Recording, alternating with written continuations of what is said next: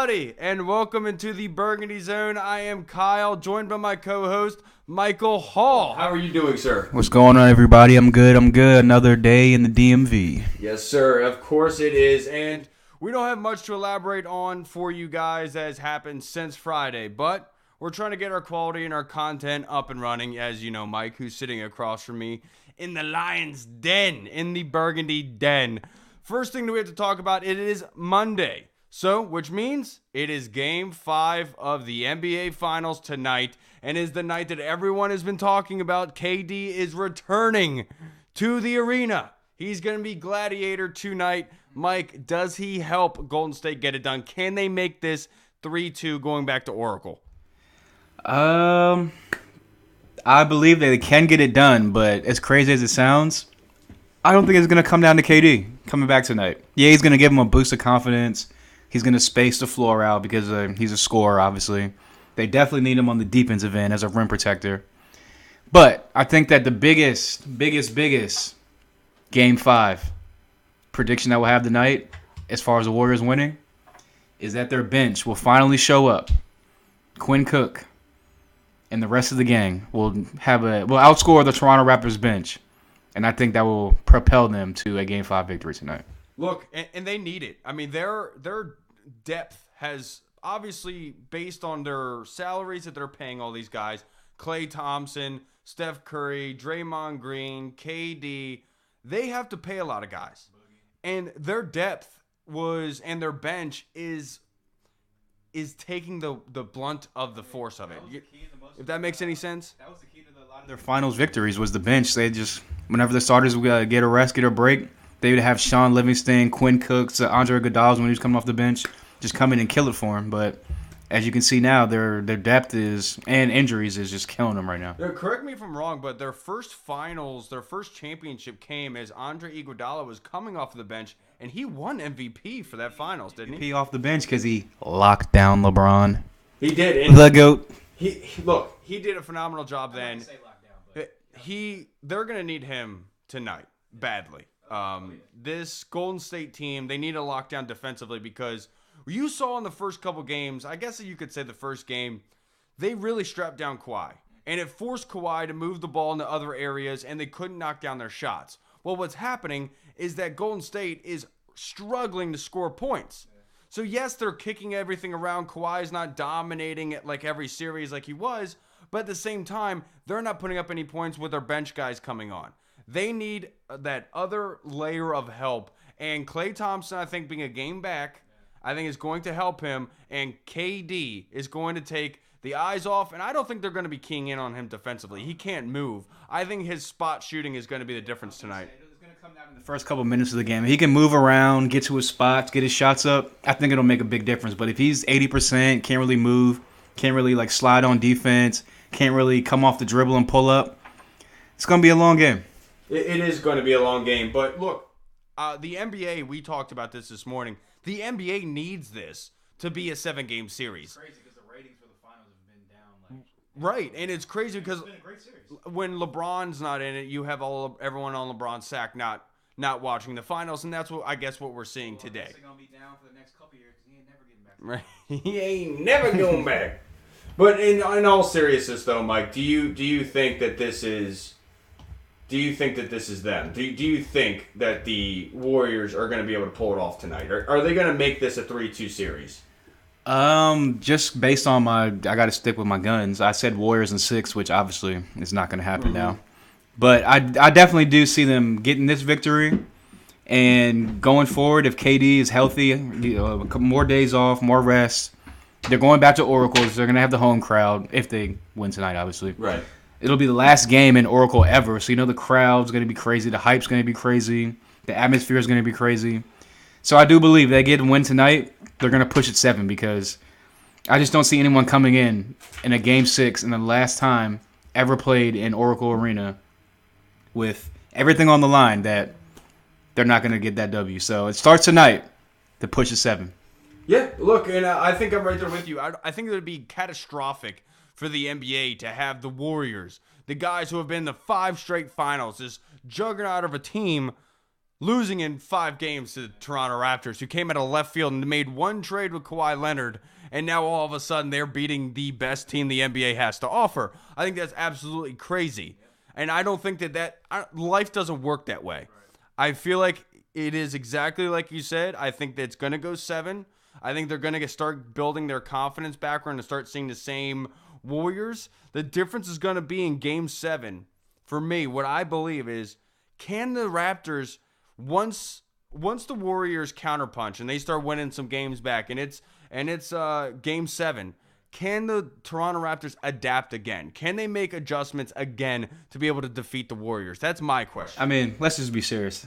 Game 7 is going to come down to if Drake's in the arena or not. If Drake's there on the sidelines cheering, getting the crowd hyped up, then I think the crowd will be in it. And, I mean, I'm just completely joking. Drake has nothing to do with this series. But, what was your question? Sorry, I just got off fucking topic. What was your question again? It was just if they go to Game 7. Oh, yeah. Now, yeah, if they go to Game 7, I do honestly believe that it'll be one of those nail-biters, last possession, like maybe even game-winning shot to win the finals, Game 7. But like I said, I just think that as much as KD coming back is going to help out Golden State with spacing and rim protection and defense, it really all it comes down to is the bench. The bench for the Raptors versus the bench for the Golden State Warriors. And whoever comes out on top is going to get the dub, in my opinion. Right, and we were actually talking about it before Van Fleet out of Wichita State. Him coming off the bench for the Raptors is one of the biggest helpings to them. He really is part of that formula there. He gets the ball moving across the court. He can also score and get drive in the lane and hit jump-up shots. Other than the 47-point game, he's been playing pretty good defense on Steph. And look, to play defense on Steph, you have to be able to literally be all over the floor at all times. The guy can shoot from anywhere. I talked about it last week. He can shoot from the other side of the court, outside of the arena. It doesn't matter. That's Steph Curry. And so you have to give a lot of credit to Van Fleet for being able to keep in where he is and his defense on the bench, because obviously that is where the difference is in this matchup. Not only that, he's also averaging, I think, about 14 to 15 points a game this series, which is, if you're playing defense on Steph, you got to run off ball screens, you got to chase him around the court, you got to go through picks, you got to fight through picks. So to do that and then still average 14 to 15 points throughout the series says a lot. He's a great player on the come up. Yeah, he really is. And look, I think we both can have our adjustments here. I do think the Warriors do win tonight, and we're both coming up with the fact that we think it's going to go to Game 7. There is no other way about it. I want a Game 7 just because it's the downtime for sports. So I got to watch something on TV, right? Well, at least look. But the next part of our sentence here, the Nationals. Ever since we recorded on Friday, Max Scherzer was up on Saturday, gave up no runs, 0 runs. They were able to win 4-1 against the White Sox, right? And then yesterday, Steven Strasburg comes out, fans 6. And only gives up 1 run. They win 5-2. Back-to-back home runs. Wow. I mean, did you get to watch that game? I was blown away by it. Unfortunately, I did not watch the game, but watching the highlights this morning when I woke up, I was just in awe. Like, have they finally turned the corner? Well, I feel like they turned the corner a couple weeks ago, but have they finally turned that corner where it's just like no more stupid mistakes, no more base running errors, no more infield errors, just power hitting and power scoring, power defense, power Nationals baseball. And look, and something I actually had said on Twitter yesterday was that back-to-back, that 4 home runs back-to-back that the Nationals did hit, that is something that can change seasons around. And one example I love to use is the football example, was when the New York Giants had the 4th and goal stand against the Redskins. It was a regular season game. I think the Giants were like 2-4 at that time. This was 2009, 2008 when they won the Super Bowl. They had a goal line stand. Michael Strahan talked about it in America's Game. They had a goal line stand against the Redskins. They stop them, and then from there on out, they started playing really well throughout the season. I feel like this is one of those things for the Nationals. Is just big momentum building kind of plays, and hitting 4 home runs back to back is the kind of juice that the team needed offensively to give them some confidence. Shout out to Howie Kendricks starting off the 4 home run rally. He's been killing it this year. Mm-hmm. Yeah, like you said, like I think they're playing Nationals baseball again. They got majority of people back off injury. Rendon's playing out of his mind. Like I just said, Howie Kendrick's coming off of not an everyday starter's playing out of his mind. Trey Turner coming back off the injuries, killing it. Scherzer, the big three pitchers, Corbin, Scherzer, Strasburg, killing it. The bullpen is gotten better. They're still kind of iffy in the 8th inning, but for the most part, they're doing way better. Obviously, Doolittle, one of the best closers in the game, is killing it right now. So, all in all, it's gonna take a couple losses from the Braves and the Phillies to get us right back really, really in the mix. But if they keep playing like this, it's bound to happen eventually. Oh, it is. And one thing I did want to talk about is we had briefly discussed this on Friday. We made a couple funny jokes, whatever have you, but Trevor Rosenthal. Oh, yeah. The Nationals actually did activate him to their roster, so we're going to be seeing a lot of Trevor Rosenthal, and this is the wild card. Yeah. This is the guy. He could change all of the problems in the bullpen because it's that 8th inning. It's that bridge guy. It's the bridge guy to get to Sean Doolittle. Suero, he's been relatively okay, but he has been giving up runs. And if you can have two guys in the 9th and 8th inning butted up, it make your life a lot easier as a manager and as a ball club on getting through because you're asking the starters to pitch way too much because of how bad your bullpen is. Because watching them games sometimes, I love watching 1 through 7. But when that 8th inning comes around, it's just like you're on pins and needles that whole time because you never know which way it's going to go. You can go all the way right, and they can give up 3-4 runs in the inning, or they can just pitch 3 shutouts and 3 outs in a row. My question is, like, as a Nationals fan, what lead is enough for you to be comfortable? Like, because for me, like, even when they're up like 9-3, I'm sitting there saying, I don't know. I'm comfortable, but until that day happens, I'm never going to be comfortable unless, like you said, Rosenthal can come in and be the solution that they thought he would be this year. Yeah, I mean, look, Rizzo is really banking on it because Rizzo brought this guy in. They paid this guy some pretty good money to come pitch for them, and he has been I hate to bash the guy. He's a professional athlete, but he has been as good as a minor league pitcher. It comes with the job. It is true. You have to be honest at some length here. Too. I mean, if you're not thick-skinned to take the criticism, maybe that was his problem. Maybe too much criticism. Right. He was coming off the Tommy John, right? Yeah. So maybe it was a Tommy John not being all the way back healthy, and then getting in his own head through all the critics like bashing him, blah blah blah. So hopefully the little minor league stint will get him back on track, and hopefully his first game back, he'll 3 up, 3 down. I'm right there with you, and that's what the Nationals need right now. They're looking better. The light is coming at the end of the tunnel, my friend, and it's not the end of the world. They're not getting destroyed by any means, but my goodness, look, man, they can really make a name for themselves by the All-Star break, and I really do think that they can make it happen. Like I said, if they can chop it down to 3, maybe 4 games back by All-Star break, they'll be sitting not as good as they should be, but they'll be sitting well, especially coming off the horrible start to the beginning of the season. Oh my goodness, the beginning of the season I think is one of the worst in Nationals history. To be perfectly honest with you, 19-31 at some point, and everyone was already saying, "Oh, they're done. They're 12 back. It's a wrap." Like, start trading people, start selling pieces off. Like, and here we are, a month and a half later or so, something like that, and they've cut it in half. They got it down to 6. So we'll see where it goes. Look, and they're 5 games back from 500 now. They have come miles away from where they were before. 12 games under 500 they were before. So the stretch has come. They have finally started developing well. Not losing series. They haven't been winning every series. Right. They've not been losing series, which is huge. Well, they had a 4-game series against the Padres. They split that with them, which was huge. That is what they needed. Manny Machado, the big money guy out there, he played well, but they were able to facilitate him just enough to get some wins. Because, look, if the Nationals came out of that West playing in San Diego, Mike, if they lost all 4 of those, there is no looking back. I mean, at that point, it's kind of like they are who they thought we were. Or they are who we thought they were. And it's right back to 8, 9, 10 games under 500. Probably another 8+ games out of the division. And the Braves just acquired Dallas Keuchel, which is huge for them. They've been playing really well lately. The pitching staff coming on lately.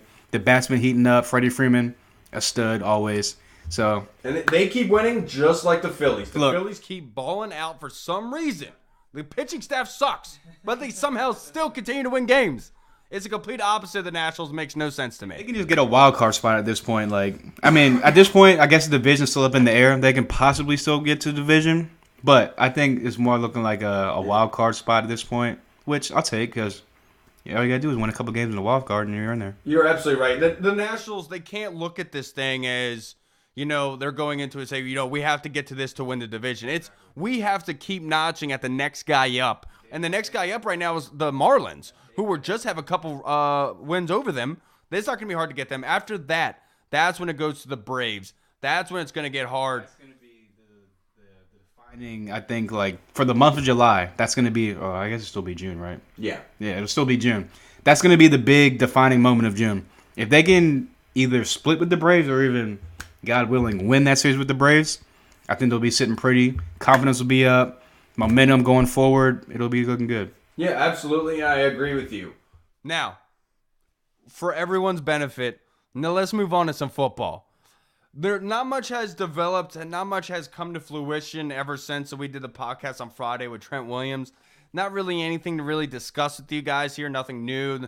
We don't really need to beat a dead horse. At this point, I think we're in solidarity in believing that it's going to get fixed by training camp. This is just Trent Williams using the pedestal that he's on to bring awareness to how their physicians and their team doctors evaluate players and stuff. I can see where Trent's coming with that, and also Trent wants a pay raise. I think that's where this is coming from. I think the common ground's going to be met. I don't really believe that Trent Williams wants to get the hell out of Washington. I think he loves it here. He knows that he is on the Mount Rushmore of the Redskins. He's been through too much and too many down seasons for him to finally, when they're turning around, to be like, yeah, you know what? I don't want to be here anymore. I'm good. Right. It doesn't make sense for Trent because Trent, I don't know, for some reason to me just reeks of loyalty. Doesn't seem like a type of guy that would turn his back on the Redskins so easily. Ever since he's loved being here. He likes it here. You've never heard a bad thing. And players aren't going to say bad things about the organization that gives them money. But at the same time, you've seen it all around the league. Players do this where they speak out. And Trent Williams, obviously we know from now, is not scared to speak out, especially when he feels wronged. He's just looking out for himself, and he's looking out for all the younger players and all the rest of his teammates going forward. I mean, if you can't trust the medical staff at this point, I mean, what are you playing the game for? There are going to be injuries left and right. So if you can't trust the medical staff to get you right, get you prepared to go back into the game or going forward, then, I mean, what is it really like? What are you really doing here? So at that, with that being said, with that being said, we both agree that training camp starts, end of July 21st, I want to say, something like that, somewhere around there. It's like August. Yeah. I think I want to say maybe like the first preseason game, it'll all be resolved and he'll be back wearing that C on his chest, good to go. Big number 71. Yeah, and look, and I 100% agree with you. We're in solidarity there. Don't think it's that big of a deal. I really do believe that Jason La Canfora, Ian Rappaport, those guys blew it out of proportion because there wasn't much news coming out of the NFL. One thing I did want to talk about NFL-wise was I recently had just seen today on Facebook, the NFL itself put out a ranking of the quarterbacks for franchises. And at first glimpse, it blew me away a little bit because I was like, wait a minute. You have the Cowboys at number 1 for quarterback? For franchise quarterbacks? This doesn't make any sense. Is this based on age? Is it based on productivity? And once I started reading, it started making more sense. But I wanted to bounce this off of you, Mike. What it is it's the history of the franchise. And it is the passer rating. It is the record. And it is the, all pros. All go into it based on the history of the franchise. They had the Cowboys at number 1 and the Redskins at 17. Look, the Packers were at 3. I think the Patriots were at 4 or 5. The Niners were number 2, which made a lot of sense to me. But I wanted to bounce that off of you, and if you agreed with that or not, because I did have some problems with that. I mean, only because Troy Aikman got the 3 rings. Roger Staubach's like a legend in the game, obviously. Super Bowls for the Cowboys in the past. I could definitely see why they went Cowboys at number 1. Also, it's like the history of the team, like all that stuff, blah, blah, blah. But me personally, this is not even just being a Redskins fan. This is just me, just football-wise. I would put the 49ers over the Cowboys, in my opinion. Just because, in my opinion, obviously in everyone else's opinion, unless you're a Cowboys fan, Joe Montana is way better than Troy Aikman. Like, come on. And then if you want to go debate about it, I'd even put Steve Young ahead of Troy Aikman. But that's just me. To me, Troy Aikman was like a good quarterback, not a great quarterback. He was marginally average at best. He just had Emmitt Smith, that huge line, that great defense, and the playmaker Michael Irvin on the outside. And then, granted, Steve Young had Jerry Rice. But outside of Jerry Rice, he had a good defense, and that was pretty much it. So, in my opinion, I would go 49ers and Cowboys. Really, I'd probably go 49ers, Packers, Cowboys. But I can see why they would put Cowboys number one. One thing that was really surprising to me was they had Steelers at 9 spot. And I thought that was really, really surprising to me based on Terry Bradshaw in the 80s, the role that they were on. Then you talk about just the fact of Ben Roethlisberger since, 2004? Of being able to control what they've done. I thought that they were going to have a much bigger spot in there than what they already had. That surprised me a lot. Defense in account for a lot of that because which is smart. Obviously, the Steelers were known as like a huge defensive team back in the day. Even with Terry Bradshaw was just like the guy. But explain this to me. They have the Dolphins at 8. The Dolphins, all they have is Dan Marino. The fact being is they even have Jay Fielder and Bob Greasy in here. Fielder in here. I have no idea what the hell's going on, but he had a good passer rating. But I don't know how that puts them in front of the Steelers. I like to hate on the Steelers. I'll give a lot of shit to the Steelers.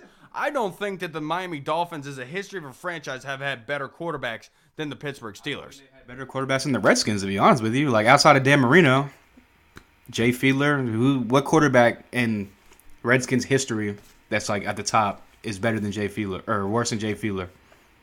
Or Fiedler. John Beck. Yeah, John Beck. Rex Grossman. I don't know. Name your pick. Anybody in the past 25 years. Oh, no. I'll put Kirk over Jay Fiedler any day of the week. He was there for, 4 years, 5 years, whatever it was.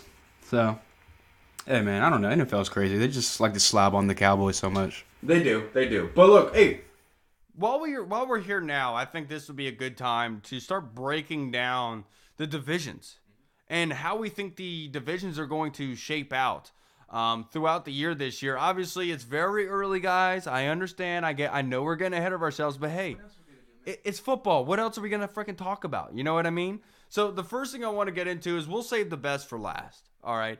But first thing we're going to go to, I think, is going to be one of the most intriguing of the league this year, would be the AFC West. So you have the Kansas City Chiefs, you have the San Diego Chargers, you have the Oakland Raiders.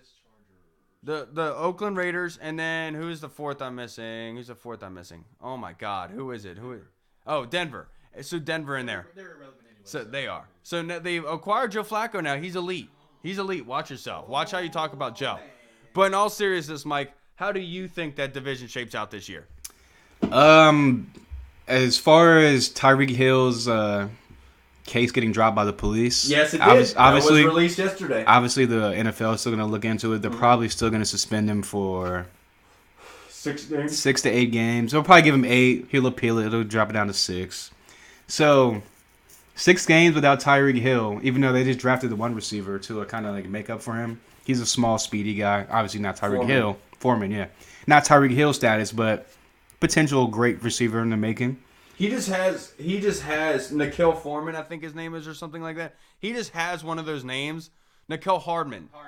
Nikhil Hardman, yeah. He has one of those names that you just know is going to ball out. Like, remember that name. Like, I tell Mike this story all the time.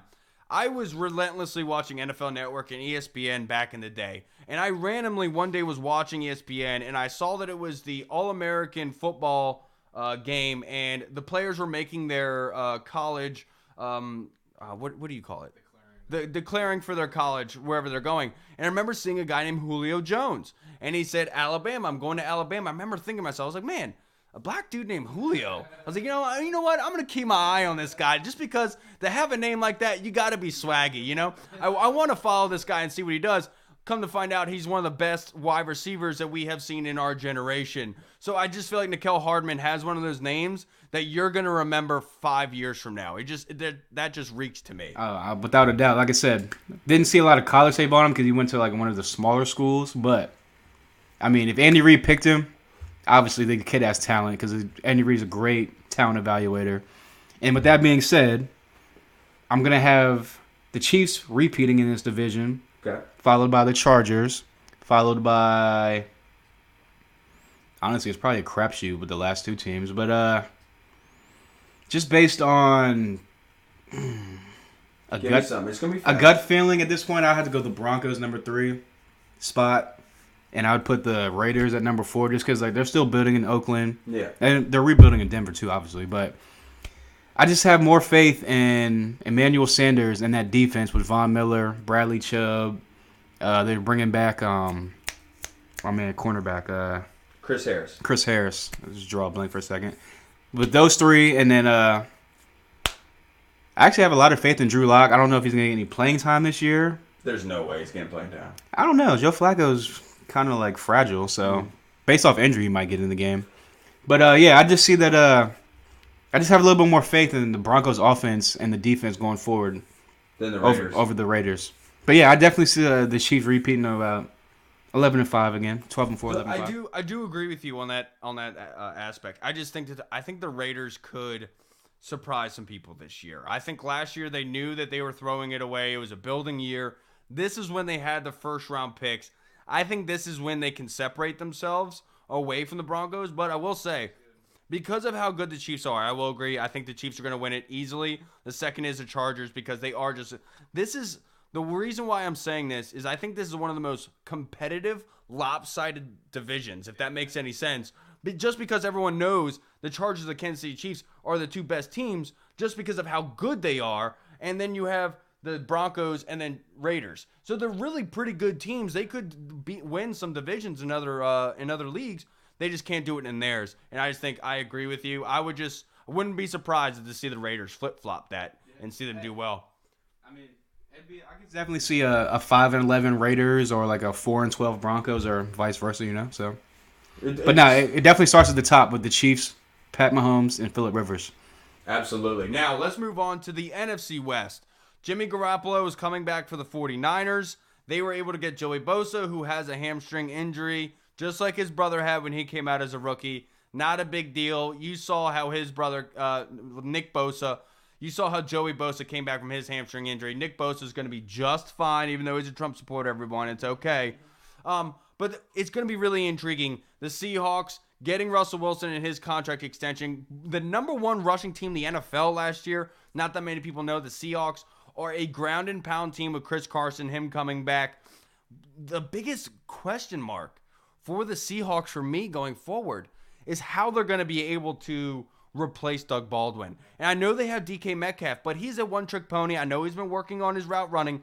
I just don't think they're ready for that. Fantasy-wise, alert, I'm telling you right now, Tyler Lockett is going in the 6th or 7th round in the fantasy mock drafts right now. He's going to jump up. Without Doug Baldwin being there, Tyler Lockett is the number 1 option in Seattle. Go and grab that boy. He's going to do well. But look, I do think that Seattle is going to win the division. I think the 49ers are going to be an extremely tough team. No Rams in the division?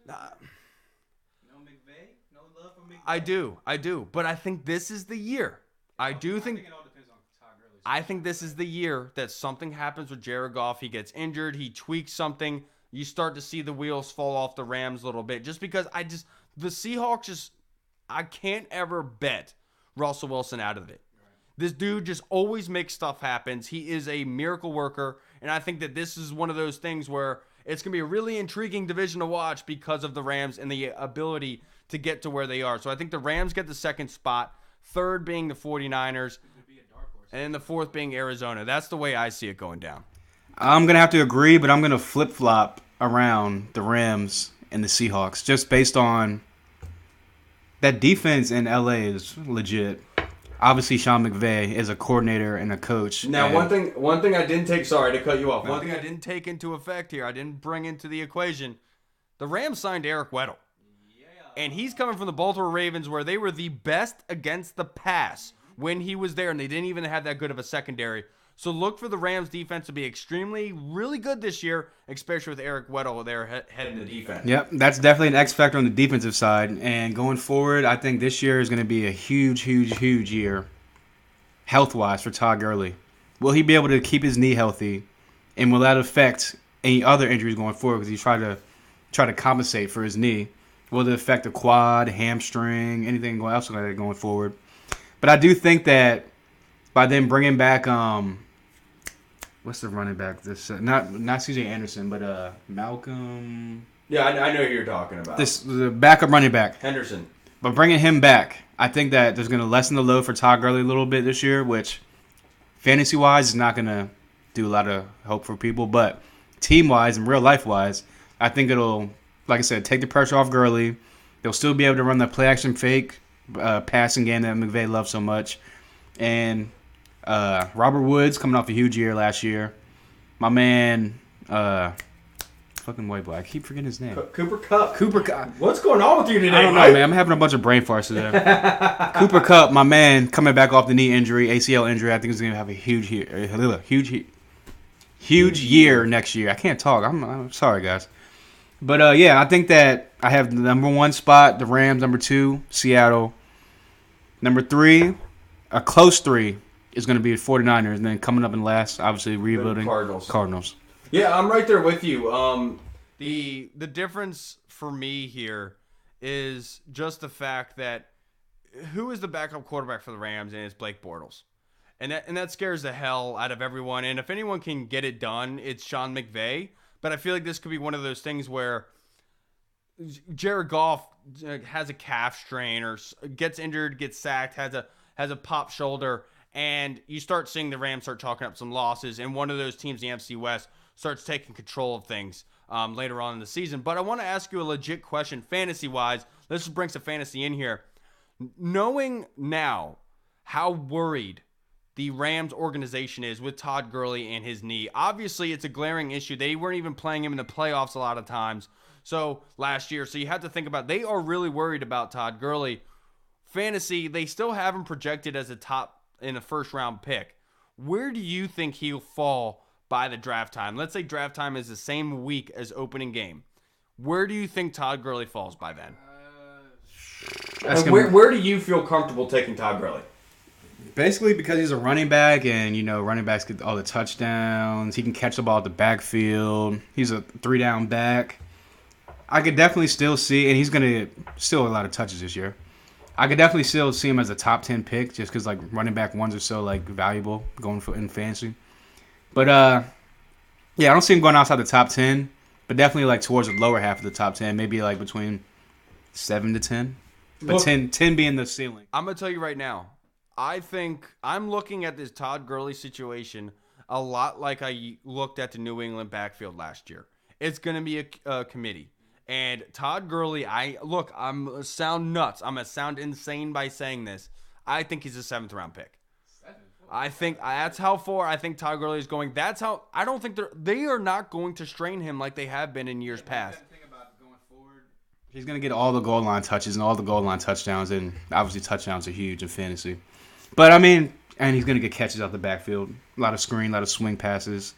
But I wouldn't go as far as a 7th-round pick, but definitely, like I said, at the max, I could see him going the 13th pick, or I guess not 13th. Yeah, 13th pick in the 2nd round. Right. I'm just saying, where I would be comfortable with taking him. Obviously, he's going to be taken in the first 2 rounds. And I think it's going to be one of the biggest busts of this year. That's my point, is at the end of the year, that's the kind of production that he's going to be giving us. He's not going to have the number 1 overall, top 5 overall kind of production like Zeke Elliott is. Right. Just because of how much of his workload is going to be absorbed by C.J. Anderson, by, I forget his name, Henderson, I think his name is. I can't really remember it. Yeah, it's Malcolm. I forget his name as well. But I think that Sean McVay is going to be smart to use Todd Gurley enough to where he is a weapon. He's an advantage. But he's not going to use him so much to the point where he becomes a liability in his knee or not being able to be there for them in the playoffs. Because the one thing that's screaming to me is the most important game of their season throughout those playoffs, and they were sitting Todd Gurley. everyone was wondering what is happening. Why is he not playing right now? Why is he sitting? I think it is something very severe, and I feel like it's going to be one of the biggest letdowns in fantasy this year. All right, so that being said, let's move on now to the AFC North. We have the Jets, the Bills, the Patriots, and the Dolphins. This is going to be really easy for all of us, but look, Patriots number 1. I think the Bills are going to make a lot of noise this year. I think that is a defense a lot of people are sleeping on that has the ability to be a top 5 defense, or Tre'Davious White. They are a very, very good defense, and I think they could really cause some havoc in that division. Now, them being number 2. Number 3, I'll go with the Jets, just because of Sam Darnold. They have Darren Lee there in the back end of their secondary, or in their linebacking core. Fantastic linebacker. One of the kind of hybrid guys, plays safety linebacker. Darren Lee at Ohio State. And then number 4, I had the Miami Dolphins. They're in rebuild stage. I know they have Josh Rosen, but Ryan Fitzpatrick's throwing no-look passes. There's a good chance that he could be starting for the Miami Dolphins based on how wherever Brian Flores thinks. But look, so I got Patriots 1. I have the Bills 2, Jets 3, and Dolphins 4. Obviously, just like everyone else in America, I'm going to have the Patriots number 1. I'm going to actually flip-flop. I think the Jets are going to surprise a lot of people this year. Okay. And they're going to be like an 8-8, 9-7 type team. I think Le'Veon Bell, if you've seen him in his interviews, I know he was getting it in, partying all throughout the summer, throughout the offseason. My man's ready. He came to work. My man is slimmed down. Looks about like 10, 15 pounds. He got his cardio up. So I think it's going to be a huge, huge, huge year from Le'Veon Bell and Adam Gase in his system. I think Darnold going into year 2 is going to be great. Better than Josh Allen. And for me, I put the Jets over the Bills just because it's like I think the Bills have a better defense. But offensively wise, I think the Jets have a better passing game. Obviously, they have a better running back. Shady McCoy is on like the back end of his career. And I just think that the Jets defense, although not as formidable, still working on a couple things, but Jamal Adams in the back as a captain of that defense, get them boys right. And I got them going 9-7. And I got, like I said, the Bills number 3, and obviously the Dolphins rebuild mode number 4. Yeah, and look, I do want to put in a little caveat there for fantasy-wise speaking. I don't think that Le'Veon Bell is going to be the best player on that offense. And I know it's crazy to say, but I think Jamison Crowder is going to be the number 1 wide receiver there. I know Quincy Enunwa has really done well. He got injured early last year. He was really targeted up there. I think that Jamison Crowder is going to be a very formidable a flex player for a lot of players, and possibly wide receiver 2. Adam Gase with Wes Welker in Denver, he's going to use Jamison Crowder to his best of his abilities. The only difference is, can Jamison Crowder stay healthy? Coming from Washington, we know he can't. His health was an issue, but when he was healthy for a full season, he was the best slot wide receiver in the NFL, rated by Pro Football Focus. I could see him and Sam Darnold having a very, very good relationship. I 100% agree. It's just my thing is, after watching him for the past year and a half, 2 years, he just can't stay healthy. So I hope he has a great career going forward. I love me some Jamison Crowder, but I just think that he's going to be one of them players where like he has the potential to be so great and so good. It's just injuries hampered his career. But I wouldn't be surprised if he had like a 10 touchdown, maybe 80 catch year next year. So I could definitely see that. Wouldn't surprise me one bit. All right, so let's go on. Let's do a small break right now. We're halfway through, so let's do a quick break, and we'll be right back.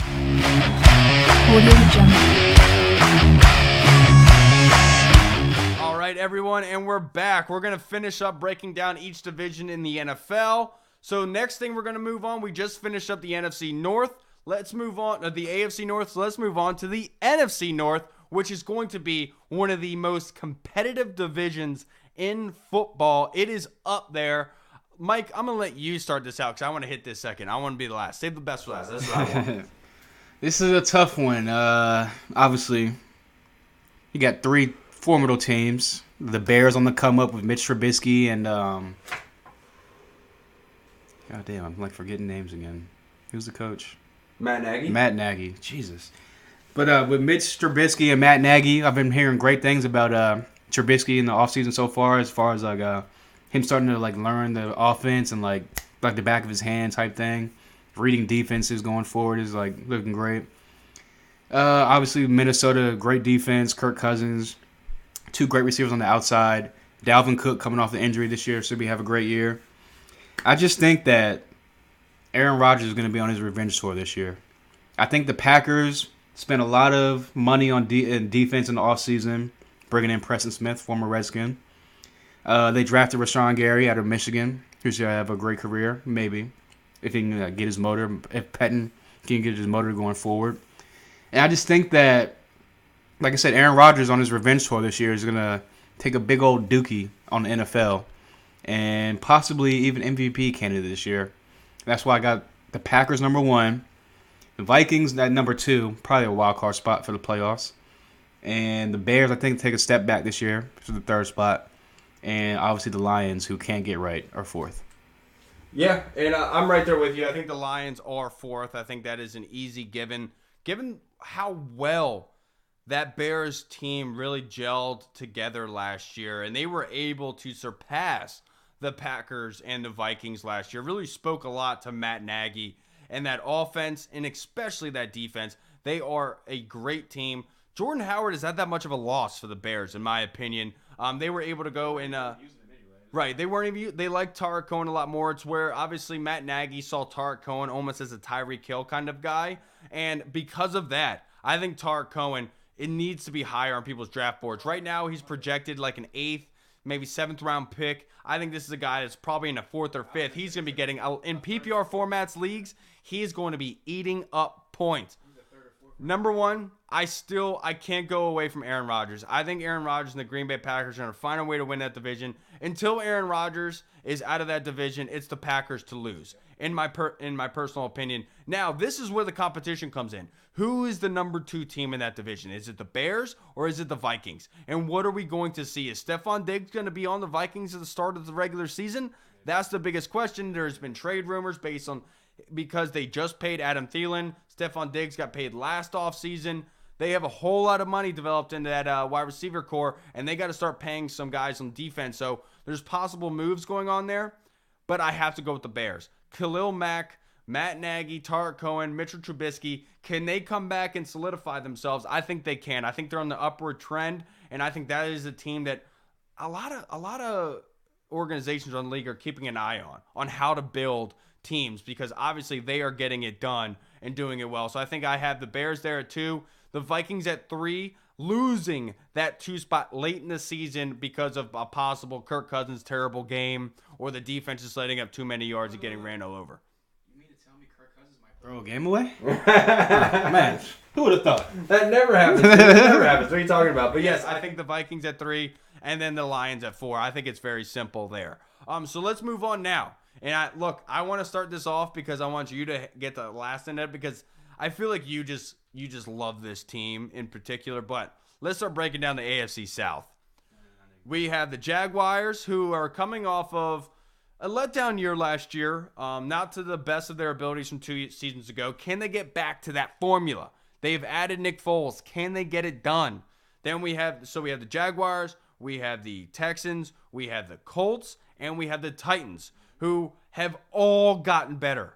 All of them have gotten better. The Titans got A.J. Brown, a legit wide receiver that could really help out Marcus Mariota or Ryan Tannehill, depending on how that QB situation breaks down. But number 1 in the division, I think it's the Colts. I think the way that Frank Reich came in and turned that whole team around, Quentin Nelson is a freaking monster that cannot be stopped. He was balling Jadeveon Clowney. I think this is the hardest division in all of sports next year. I think this is going to be the fun division to watch. You're going to beat each other up. And I think the Colts at number 1. I think the Texans right behind them. The Texans, it all depends on J.J. Watt and Jadeveon Clowney. How do they come out this year? Are they going to be injured? Are they going to have the shutdown defense with Tyrann Mathieu? Are they going to be able to get it done? But they have a little controversy. They just fired their general manager.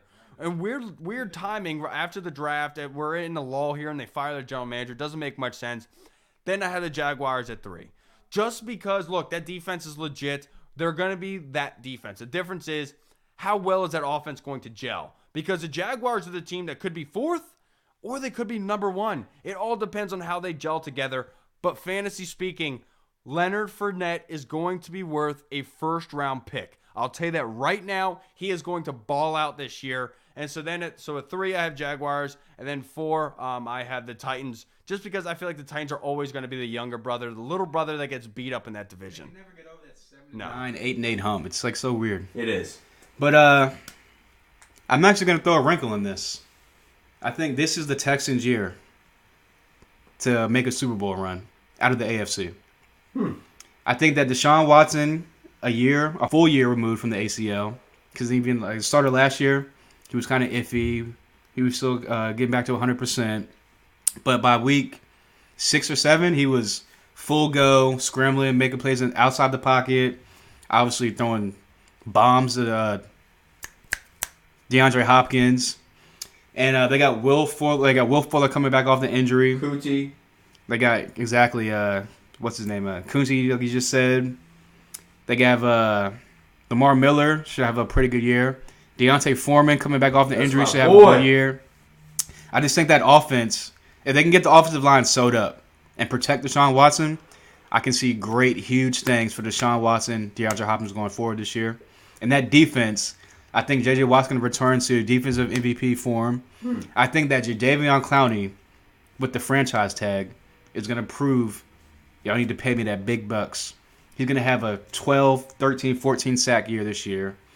Again, possible defensive MVP candidate. And if that secondary can just hold up, like I said, I think that the Texans could come out of the AFC against the Patriots in the AFC Championship game, which obviously that means they're going to win the division. And I have the Colts as a wild card coming in a second. I just think that year 2 of Frank Wright, they were the huge surprise team last year. Defense is going to be solid. I just think that for some reason, I don't know, I just think they're going to maybe take a step back. A slight step back. And then number 3, I have the Jaguars. I just don't think they have enough weapons on the outside to get it done offensively. Obviously, defense is formidable. And then, obviously, like I said, 4 at 7-9, 8-8. They can just never get over the hump, the Titans. Yeah, and I do want to say, though, the Jaguars wide receiving core should be very underrated and should be targeted by fantasy owners in the mid to late rounds, because you could get some really good wide receiver 1 productivity out of those guys, but getting them at spots where guys are drafting the third, let's just say you're drafting Geronimo Allison. Those are the type of areas where these Jaguar wide receivers are coming off the board, and I think they could be a huge commodity for fantasy owners this year. So keep an eye out for those Jaguars wide receivers. I think they'll do well. I think just kind of like the Redskins wide receivers core. Not a lot of big name, like number 1, like huge, like great, like top tier receiver players. Right. But had the potential to be a top 10 type of like group as a whole, not just like one guy, another guy standing out, but as a whole, numbers wise, I think they can surprise some people this year. Yeah, and look, and I hate to hate on the Jaguars because it is a very, very good team. Like I said, they have the ability to be the number 1 in the division. The only thing is, can they keep everything in-house? I know there was issues last year with the bar tab when they were in London, and that's when the wheels started falling off of their franchise. They had a bunch of issues in the locker room. Can they be adults? Can they come together as a team? I think is the difference. Going back to your Leonard Fournette point, he's had a crazy offseason, like a bunch of like off-the-field stuff. He had the injury last year. I know you think he's going to be a first-round talent, have a huge year this year. I don't think he's going to have that big of a year. I think he's going to get injured again. And I think that's going to make the Jaguars be like, you know what? We need to go in a different direction. We need to find that number 1, like, stable back again. So, but that being said, I think he'll be a good number 2 running back fantasy-wise, but I don't see the big, like, rookie year Fournette, like, hype train that he should be. The only reason why I think Leonard Fournette is going to ball out is because of who is the coach, Doug Marrone, and also the fact that Nick Foles being their quarterback now means that defenses can't stack 8 in the box. They can't stack 8, 9 in the box against Leonard Fournette anymore because they have a quarterback that can throw the football. And so that's why teams are going to start respecting it. Leonard Fournette is finally going to go against 6, 7-man boxes, and he is a big boy that is fast that people do not like to tackle. That is a good point. I didn't really think about the Blake Bortles, Nick Foles, like, comparison. But yeah, we'll see. All right, so with you starting off here, let's start breaking down the NFC South. So we have the Carolina Panthers. Cam Newton is going to be throwing at the beginning of training camp. I know he had a shoulder injury that a bunch of people were worried about. He is going to be throwing at the start of training camp that was released. Then we have the Saints coming off of one of the worst calls, and they were really butchered out of that NFC Championship game. They should have been in the Super Bowl playing the Patriots. Then we have the Tampa Bay Buccaneers with Bruce Arians coming to town. Can he get Jameis Winston turned around? And then also we have, I can't remember, Atlanta Falcons. The Atlanta Falcons, I don't ever believe in. Their defense was really injured last year. They're finally healthy. Keanu Neal's coming back 100% healthy. How do you think this division shapes out? Bold prediction. They've been knocking on the door for the past 2 years. Third time's the charm. I think the Saints are going to be representing the NFC in the Super Bowl this year. I think this will be Drew Brees' last year in the NFL, so he's going to go out with a bang on top. So with that being said, I have the Saints at number 1.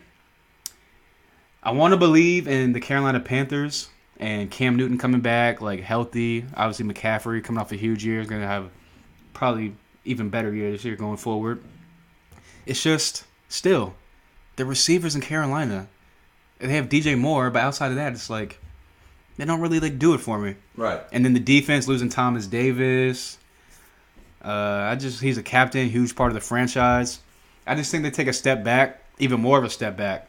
So I have New Orleans at number 1.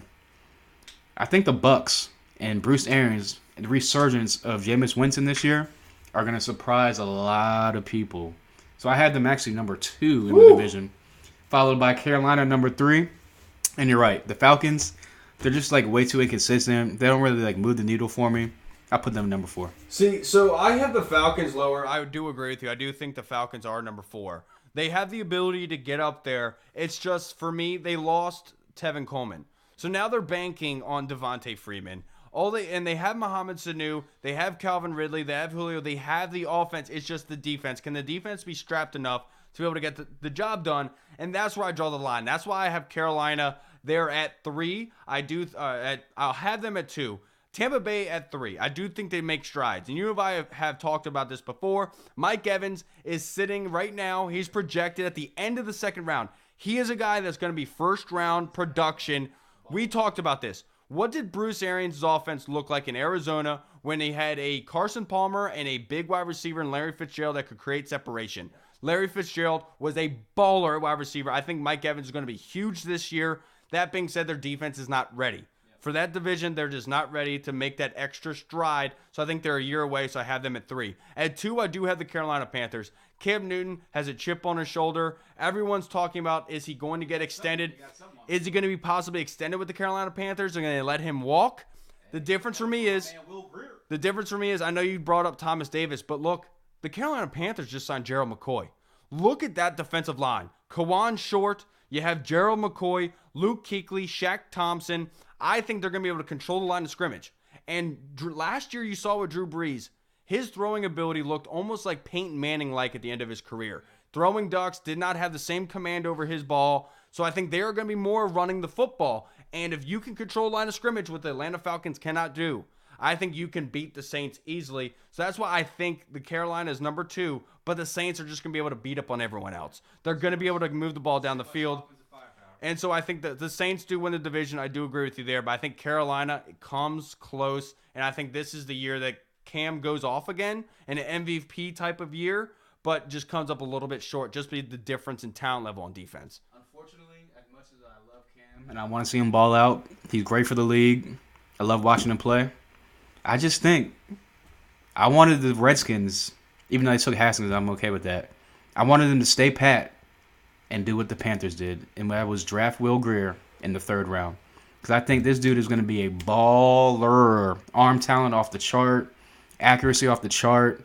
It's just you got to learn that pro-style NFL speed and that pro-style NFL playbook. Wait, you said do what the Panthers did?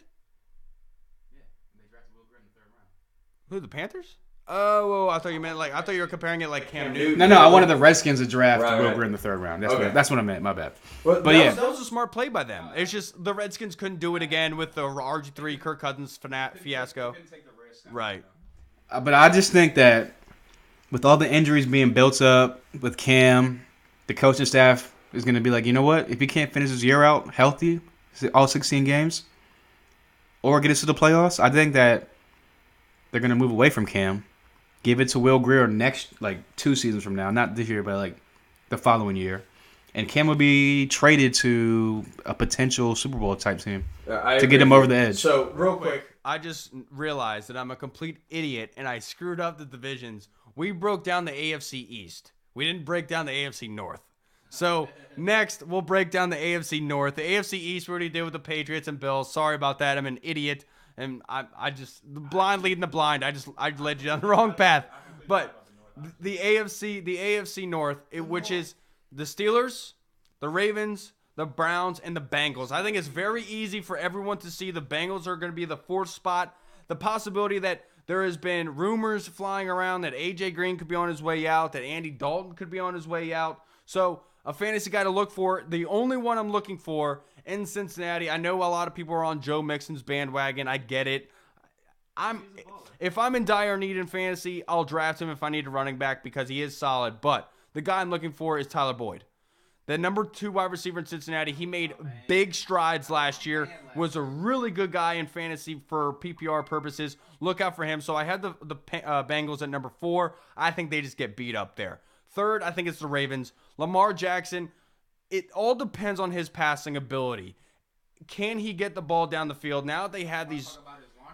Right, let's talk about his launch angles. But no, they added Brown in the first round this year. I know he is a very good wide receiver, fast as all hell. He can get the ball as a screen and take it to the house in 5 seconds. It is a fast boy. But the difference is, can Lamar Jackson use him to the best of his abilities? Can Lamar Jackson stretch the field? Also, their defense. Like we talked about, they lost Eric Weddle. They lost Terrell Suggs. They lost a lot of guys there. C.J. Mosley at middle linebacker. They lost a lot of guys there. Can they come back? But that's the problem with me, is I always sell the Ravens short. I always say they lose these pieces and they're not going back the way they were, but then they continue to do so. But I'm not giving them the benefit of the doubt right now. I think that they lost too many guys to be able to be as dominant as they have been in the past. So I have them at 3. At 2, I do have the Browns. I think the Browns have made a lot of strides. They are set up. They are well built. I just think they're a year away. I just think they're way too young. They're not acclimated yet to the big stage as to where they're going to be. And the team at number 1, the Steelers, they are used to it. And we've talked about this briefly. The Steelers are almost like the Redskins in a way. When they're underrated, that's when they do well. When everyone projects them to go to the Super Bowl, to win their division, to represent the AFC in the Super Bowl, that's when they kind of lose themselves, don't make the playoffs. So I think this is the type of year where they can really get their game together. Juju Smith-Schuster being a first-round talent and productivity standpoint from him. And look out for James Washington as well. Also, James Conner is a first-round pick this year. Make no mistake about it. I would be all over that nonsense. And I'd also go draft their backup running back, which I think is Samuels, if I'm not mistaken. He's going to be legit as well. What do you think? You're about to laugh where I go with this one, but not really laugh. You're going to be like, I have the Browns winning this division this year. Not by a huge margin. I think it'll be a half game, maybe a game. But I think because they'll get swept by the Steelers. Because they split this year with the Steelers, I think that'll propel them to get that half game lead and eventually overtake the Steelers in the number 1 spot. I just think that Baker Mayfield coming off the second half of the season, all that momentum going forward. Jarvis got his motherfucking best friend, OBJ, up there with him. They got Kareem Hunt coming back halfway through the season to go with Nick Chubb. They already have Njoku, with Callaway coming off a huge rookie year, his second year in the offense. Freddie Kitchens is going to be calling the plays as well as head coach. And I just think that it's a new age in Cleveland, man. I don't know. It's a new age in Cleveland. And I just think that because the Steelers have gotten away from defense so much over the years, who are they going to have to stop OBJ? Who are they going to have to stop Nick Chubb? Who are they going to have to stop Kareem Hunt? So I just think that defense is stacked up. Myles Garrett coming off the edge. I don't know, man. It's just something about Cleveland this year. I think they're going to be a 10-win team this year. Maybe even 11 wins. And then behind them, I have the Steelers at number 2. I just don't think that Juju is going to have the year everyone thinks he's going to have. He's been benefiting from AB getting double, triple covered, so he's been having that safety or like the slot cornerback on him. So we'll see what he does against number 1 cornerbacks this year. And I just think the Ravens, it's kind of like the Steelers a couple years ago. Huge defensive team. Their whole history is defense. And all of a sudden, they want to go to the trend of offense like the rest of the NFL. And I think that that's going to make them take a couple steps back. I think Lamar Jackson is not going to have a huge passing year just like he didn't last year. And they're not going to be able to run the ball 50, 60 times a game like they did last year. So with that being said, Cleveland, Pittsburgh, Baltimore, and then obviously rounding out the bottom, the Bengals. Yeah, and I don't think any Bengals fans can get upset over that. I don't think that at all. But one thing the one thing I did want to say though, this always happens with the Steelers. They let go of a number 1 wide receiver. Everyone tells them you should have paid him. This happened with Plaxico. This happened with Mike Wallace. This happens all the time with the Steelers. But this is what they do. They just recharge, come right into play. Because I think James Washington could have the type of year that Juju had over last year and the year before. I think he's the up-and-coming number 2. Look for him in fantasy. He could give you some good numbers. I just want to told you so moment to Gavin's face. That's all that matters to Mike. That's all that matters. All right, so we got to wrap up here soon. So last but not least, let's break down the NFC East. I'm going to let you go first. How do you think this division shapes out with the Redskins? Don't call it a comeback, but the Redskins is on the comeback. I'm not going to go as far as say we're going to win the division because that's like crazy. But although I definitely could see the Redskins winning the division because everyone had no hope for us last year, and guess what? We were 6-3 until all the injuries hit. But that being said, this is a tough one because like the gap was like far and wide for the top 2 and the bottom 2 teams, and just in 1.5 seasons, everything's gotten condensed a little bit more. I think that, this is tough. Give me some. You know what? I'm going to do it. I'm going to go with the Redskins number 1. Ha! I got the Redskins winning the division, surprising everybody. I think Dwayne Haskins coming in after week 6 or 7 is going to ball out, take us on a run like RG3 did, / Kirk Cousins for 1 game. And I just think that the defense is even better than last year. And if Dwayne Haskins / Case Keenum can just limit the turnovers and push the ball downfield more than Alex Smith did, give Doxson, Harmon, McLaurin, Reed, all these guys a chance to go up on 50-50 balls, I think that the Redskins come out on top this year, followed by the Cowboys, followed by the Eagles, who I think they just gave all the money to Carson Wentz. I think he has another injury this year going forward that sets them back. They have no Nick Foles to rely on. And obviously number 4 is the New York Giants. Look, it's a good list. I like it a lot.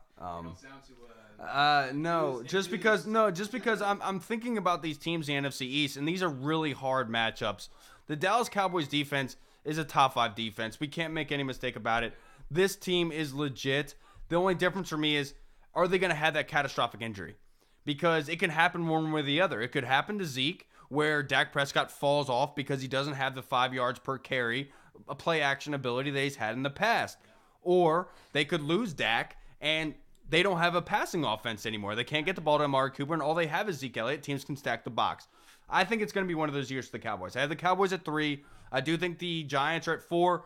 They lost their best pieces. We cannot sit here and act like they didn't. They lost Odell and they lost Landon Collins. They are striving for something there. They're trying to build. But they're building on something. I'll have the Redskins at 2 only because of their defense. But the only reason I have a problem with the way that you broke down the Redskins season is that you thought that Dwayne was taking over in week 6 or 7. If that happens, that means the Redskins are going to be in a really bad spot. They're going to be in a really bad position because they're not going to have a winning record and switch it over. You know what I mean? So that being said, I think Dwayne starts early in the year, but I think that he does what Alex Smith did last year, which isn't blowing the lid off the defenses, not to the point where it's like a baller offense like RG3's rookie year, but he's able to keep the ball in his hands, not to create turnovers, and let the defense control these games. And let the offense and the rushing attack be able to control the time of clock and be able to control possession. And I think that's what the Redskins formula needs to be this year, because I've said it from the start. You don't need Dwayne Haskins to be Russell Wilson. You need him to be Alex Smith. Control the football, find the open guy, hit your check downs, move the ball down the field, and the Redskins are going to be in a really good position to win. Now the Eagles at number 1, just because if Wentz is healthy, this team is almost unbeatable. The way that they are set up, they added Jordan Howard. They still have Darren Sproles there. That defensive line is phenomenal. Fletcher Cox. They have Jernigan. They also have, what's-his-face coming off of the end? Green? Barnett out of Tennessee. And Malcolm Jenkins is going to be there at free safety for him. So I think this team is really well built. It's all based on if Carson Wentz can stay healthy. That's the only, look, I 100% agree. If he stays healthy all 16 or 14 out of 16, it's not like done for the season type injury, I 100% agree. It'll probably be the Eagles. I just think I can only go off the history and the data that I've seen in front of me. He's going to get injured at some point, and when he gets out the game, no Nick Foles. You're going to rely on Nate Sudfeld, who, in all accounts, when he was with the Redskins, was a pretty solid backup, but he doesn't have any game time experience. So that's just me. But I could definitely see them like winning the division. But like one thing they have missed since they've had Carson Wentz there is the deep threat. And they now have that Deshaun Jackson. Not as fast as he used to be, but that man can catch the ball down the field. And Carson Wentz has the arm strength to get the ball down there. And you know Deshaun Jackson will always have 10 yards of separation, 30 yards down the field. I think that is just in an offense and a defense. It's really going to cause some trouble for people if Carson Wentz can stay healthy. Deshaun could be a top 3 fantasy pick or top 3 round fantasy pick this year. Yeah, he could, or he could just be just a little caveat to the side where teams have to respect the deep ball. It could be one of those things. We didn't even talk about Zach Ertz. Yeah, that's another guy where I can't trust him to be there for all 16. So, like, It is what it is. Yeah. All right, everyone. Well, thank you very much for tuning in. Please let us know what you thought. Like and share our page on Facebook. Also, go and subscribe to us on YouTube and on iTunes. We are on both. We're at the Burgundy Zone. Thank you very much for tuning in, everybody. Say bye to the folks. Redskins football. Woo! See y'all next week. Bye, everybody. Redskins football. Woo! Audio Jungle.